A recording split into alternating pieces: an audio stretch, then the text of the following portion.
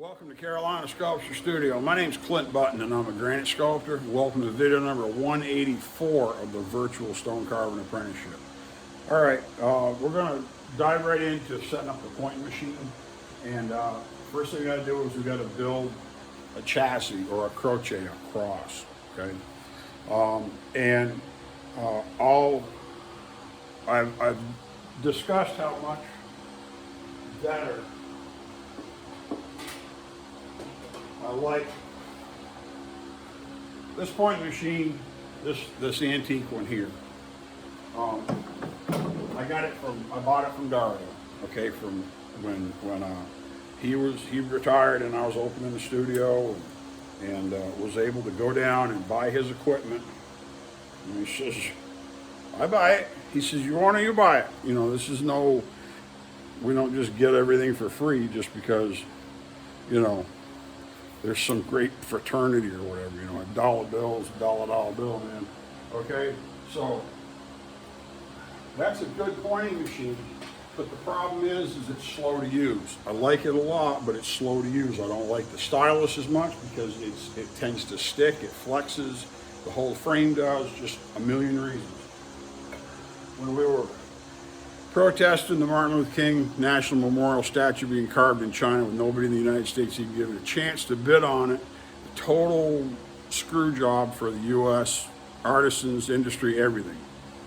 Different story. It's on my website. We'll do a video on it someday. Me and Gilbert are talking about doing something more. So, because it's been almost 20 years since we went down that road.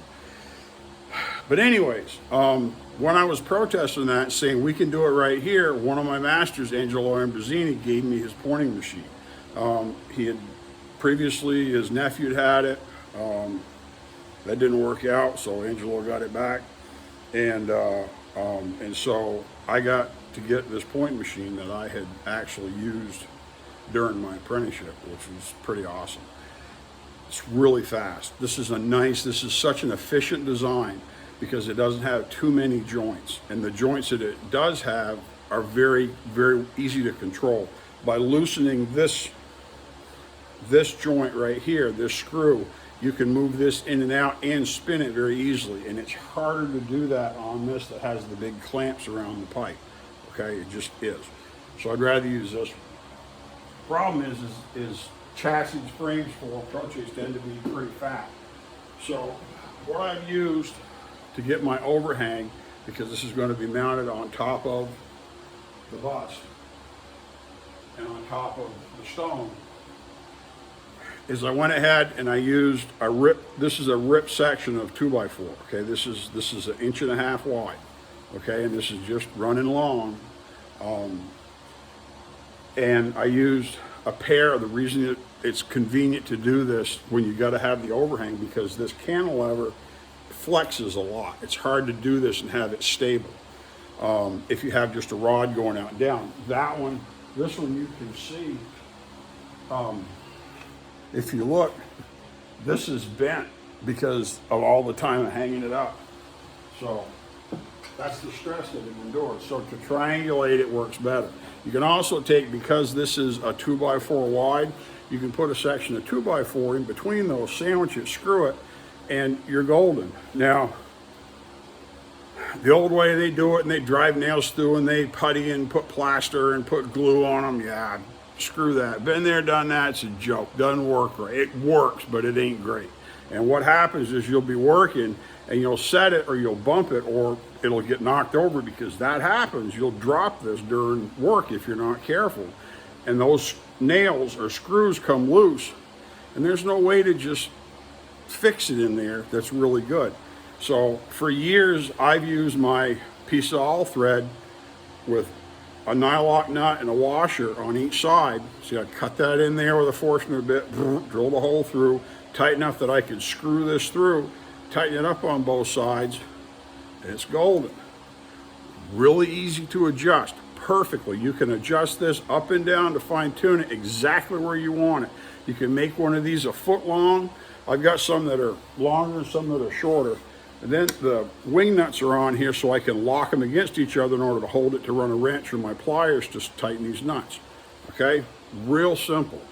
Okay, So this is, and I just made an estimate of where I wanted this to be, you know, on the center line, on this stone. Okay, it's going to go there. And this probably will fall off while I'm doing this, but that's the way it goes. All right. So anyways, we'll have that on there. Then I've got to have the cross or the croce. And usually it's good to have your points not even in the same plane, but skewed a little bit. It's just a good idea. It's the way I was taught. I'm not going to question it. They said that's the way to do it, so that's the way I do it. So what I did is I took a wider board. This is just a 1x2, 1x4, whatever, 1x4. And I ran it on my saw, just cut a notch out. Because this is ripped, it's got a perfectly good face. Rip this on a table saw. This will clip on very, very tight. It's a perfect fit. In fact, it's a tight fit, which is great. And so you have to squeeze that on there, and then we'll adjust the height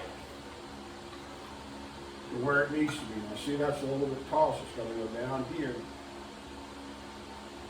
And what I did, is this the side? I had it set like this.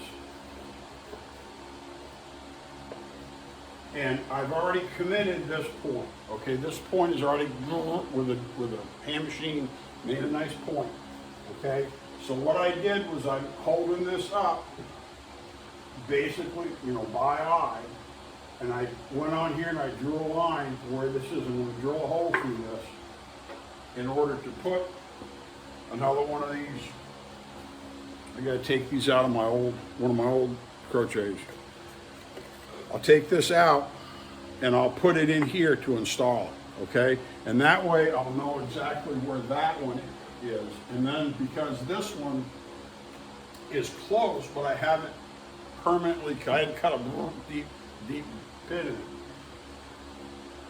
I'll put that in, make sure that this is on the center line on the top, and I'll have 2 perfect points.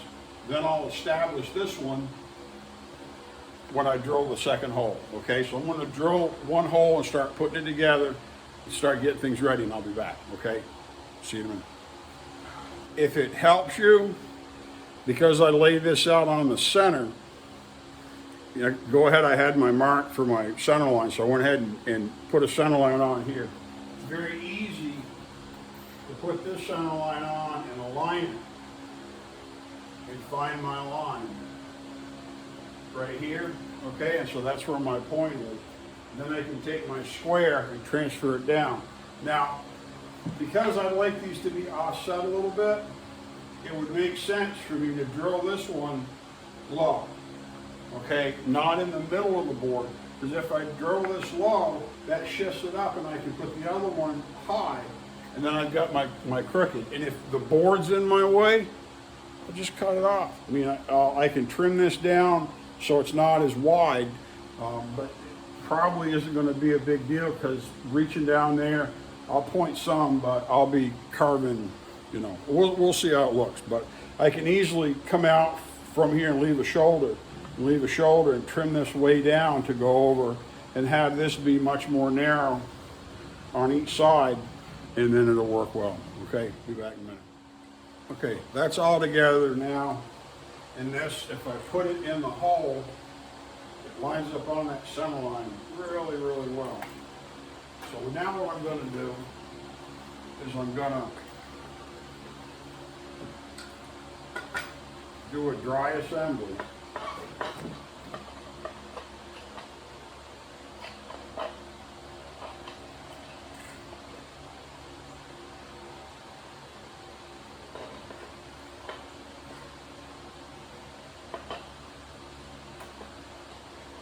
I'm just going to use my pouring machine clamp right now to clamp these together.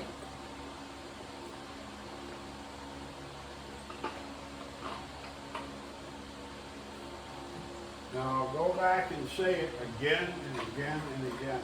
The reason that I like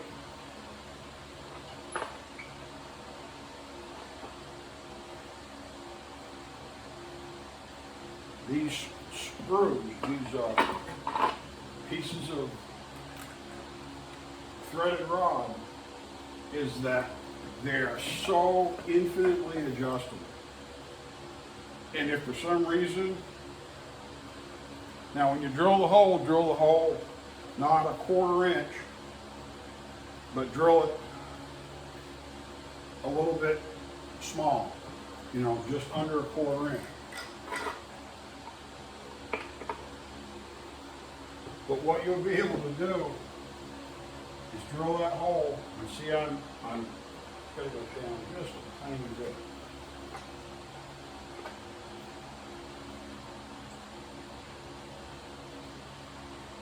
Okay, and I got a pretty good,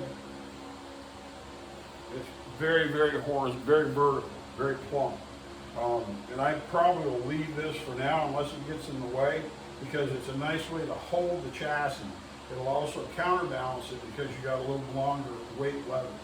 But this is easy to adjust here with its clamp. The hard part is getting this spread exactly right. So that's why we're gonna mark this and decide this and then set this point after. Okay, after I'm gonna drill this and mark where it is, turn on the air, and I'll make a point. Because I can't change the adjustment here easily. I can easily tweak this up and down a little bit, or raise it away from the stone to a point, because you can screw these points and then just tighten the nuts. And it's so much better than driving a nail through there and then thinking that a bunch of plaster slopped on top or some glue is going to have it just exactly where you want. People end up having to bend the nails and then stuff cracks, and then it splits, and then you got to make another. Use some threaded rod, okay? So I'm going to get something for a drill bit or something that's about the same length. I'm going to mark this and go another hole. I'll be back in a minute. Now this takes a little bit of juggling and fiddling, but because I've got these screws, I can take and adjust my height really, really well to get it to be just where I want it to be.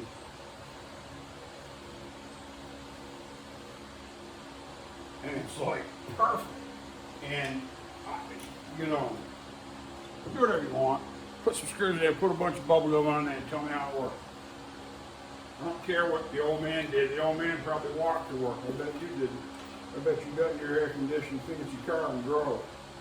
You didn't ride a bicycle. You didn't bring lunch in a pail. You went down and got you a fancy coffee somewhere and a warm meal and paid money for it.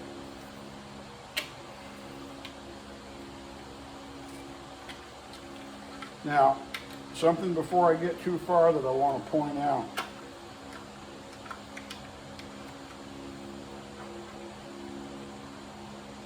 Is I want to reference how I said I'm probably going to leave this long. Okay? I've basically been too lazy to build one of these for years. Every time I get a job where I've got to do something like, you know, like a head that I'm going to hang a machine on,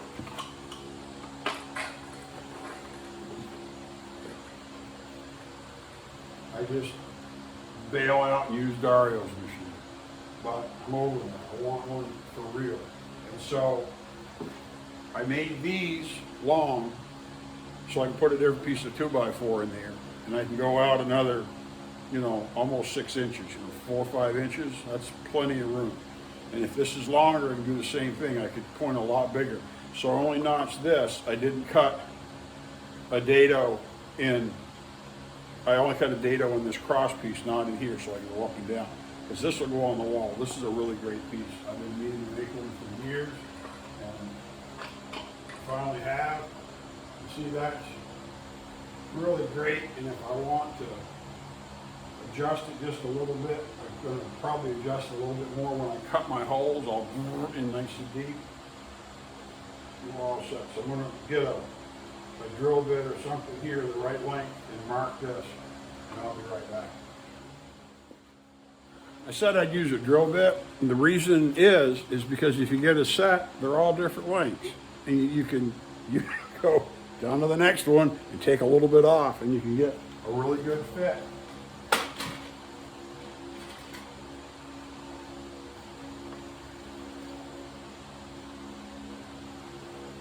And get in there and get 3 squares. That one's still a little bit long.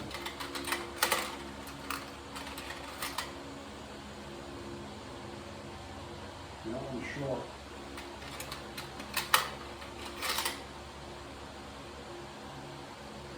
And that one's Goldilocks just right, buddy. So we'll put it on there and give it a bump. Put our drill bit back. We got a perfect mark. And you can see these are offset by about an inch. Okay, this is the hole here. So I'm going to drill that real quick and we'll be right back. Now as this comes together, you're going to find there's a lot of having one of these short or tall really makes it go crazy, and it's not perfectly plumb. So what? You know, I'm gonna, if I have to bend my nail a little bit, you know, my screw, and I don't mean turn it into a pretzel, but I mean just a little bit. It's mine. I can do whatever I want with it. The other aspect of this that's not always clear, if you can do this in a way, the ideal way for your points, your foundation points, is your machine should snap into place.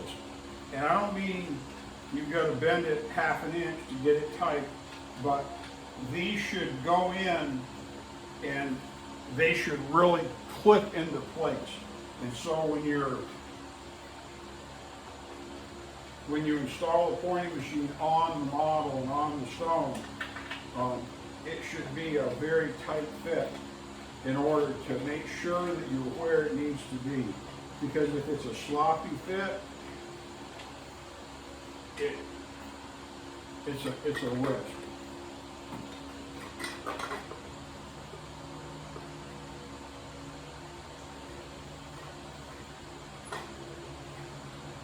And what I'm going to do is I'm going to adjust this.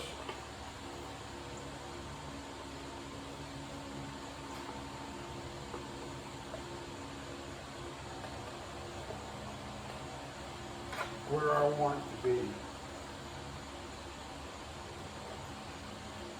You see, just by moving that up a little bit, that helped make that a lot more plumb. And if I'm off that center line, I can move these in or out, and that will cause this to pivot right or left. Okay, does that make sense? And so if I drop this side and go in, it will bring that around. It'll look like it's really crooked and twisted, but it's not. And so by having that capacity, that opportunity, because you got these adjustable nails, it's a really big deal.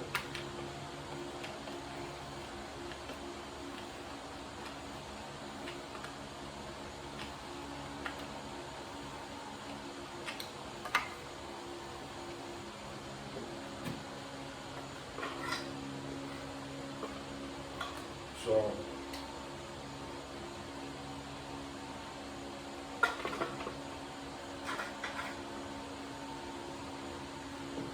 and that gets a lot closer to being really plumb.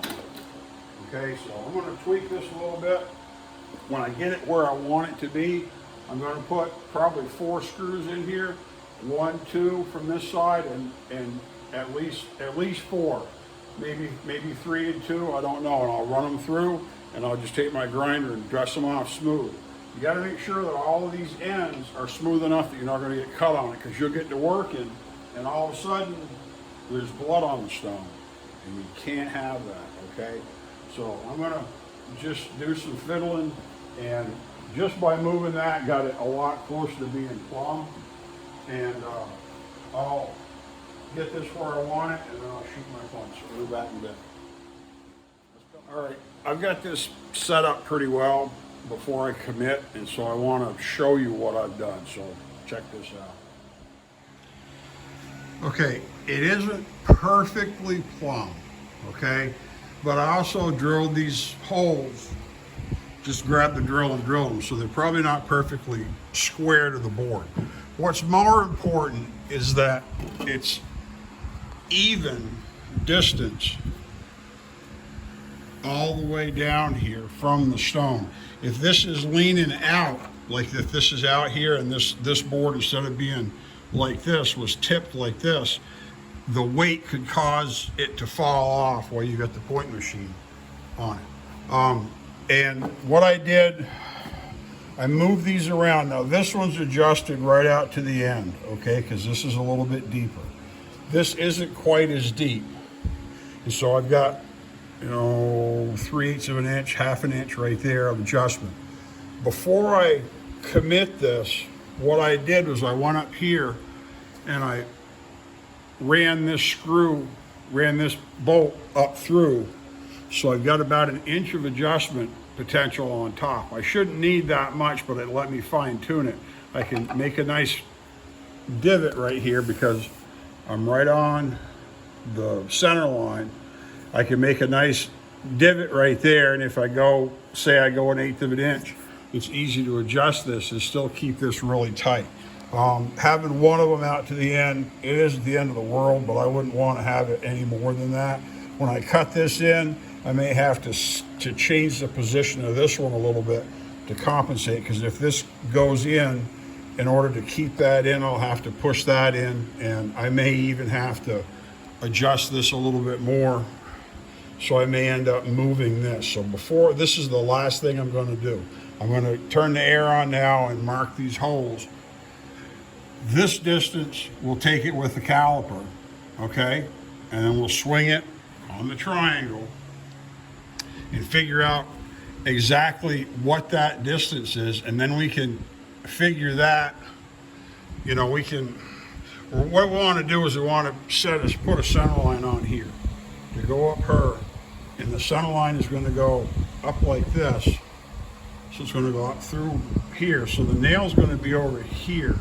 So there's probably going to be a screw sticking up here, and we've got to figure out how far back front it locates, and we can figure that out. That's why we're going to swing calipers to understand on here where it is, because the center line on here, we eyeballed it and it goes up through, and it's pretty close to where the other one is. It's just a little bit further on the eye, but this one, if we run this up, her head's, it's pretty close. So, but we'll put a screw in her as well that we can adjust up and down. I've got some over there. So I'm going to do a little more tweaking here and then come back. Now, because these are foundation points, these are, really critical to the entire job. What I like to do,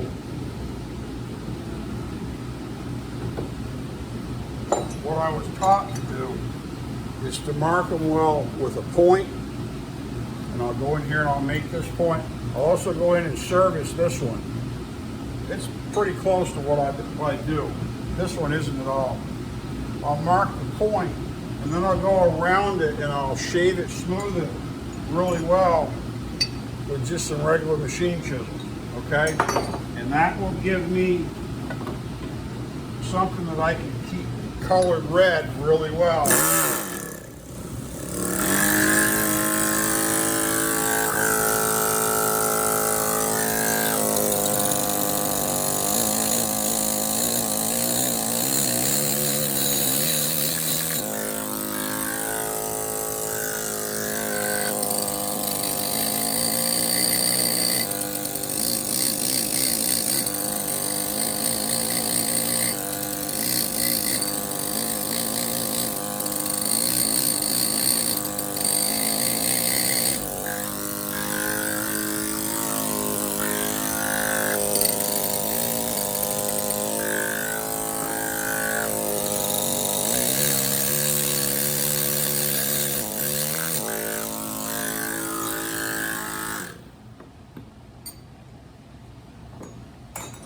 How this fits.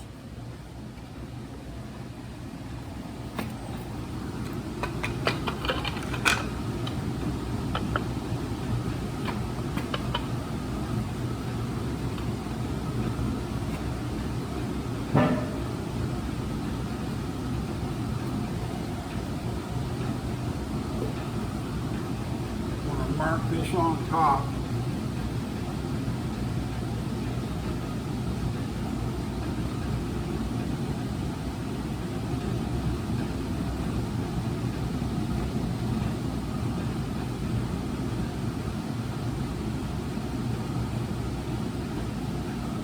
And I'm going to get the ladder out, go up on top, make sure I marked it right, and then I'm going to put a divot up there. So I'll be back in a minute. I marked those. I got my top one done. Boy, and that fits just perfect. Hot dog. Now I'll spread this one up really well.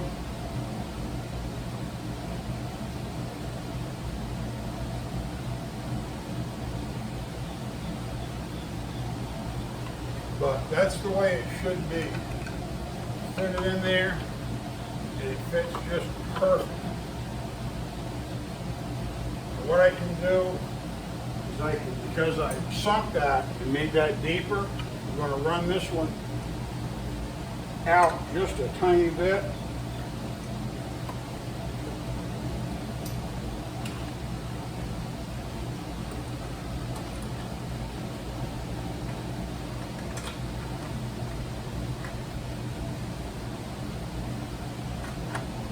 And that should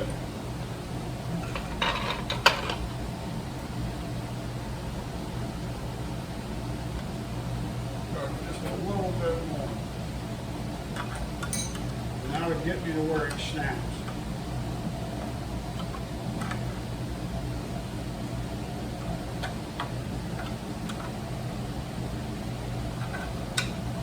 And that'll make it perfect.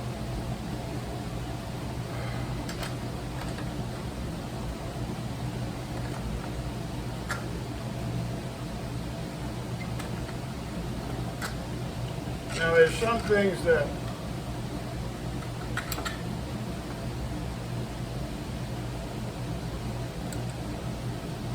what I was taught is that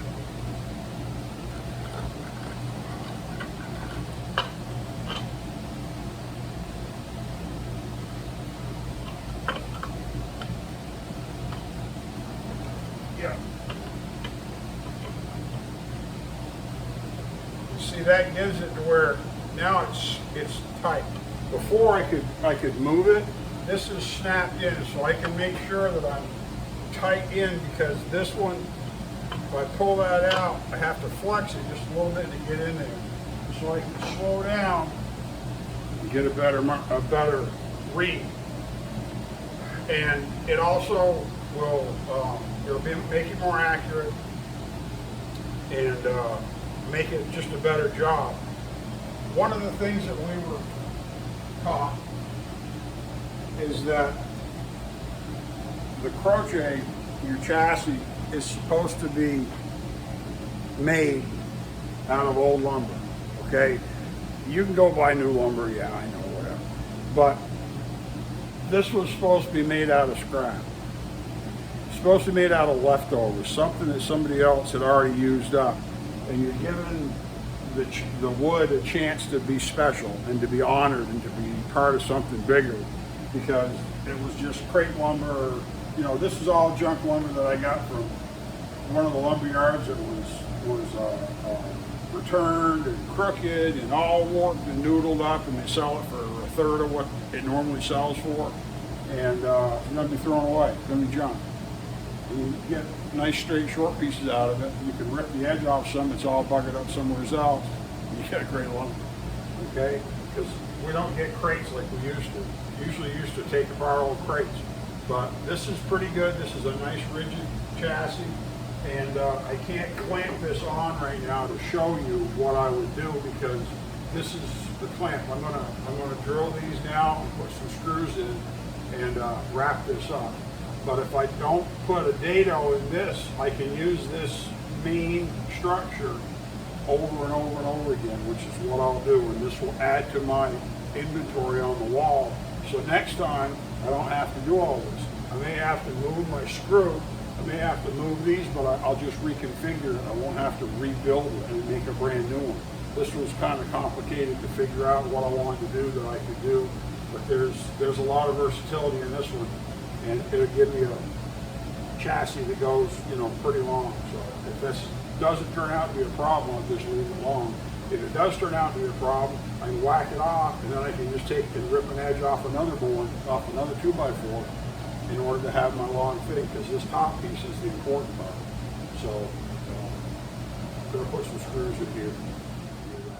All right, I went up, took my side grinder, cleaned those off so they're nice and smooth. There's nothing to snag me. Hang this up. Put it where it needs to be. Do a quick check on a point machine.